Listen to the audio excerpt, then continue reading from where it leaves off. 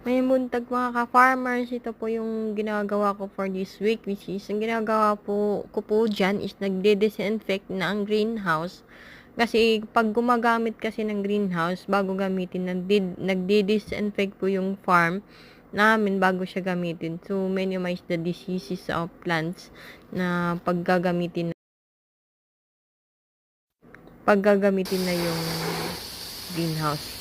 From bubong, plastic niya, sa mga kahoy, tapos sa mga ilalim ng sa sahig, dapat dinidisinfect po siya. Hindi naman siya mamamatay, hindi siya mamamatay, but nami-minimize po siya yung mga diseases ng mga makukuha nila sa paggamit dito sa mga ibang, ay mani-minimize yung mga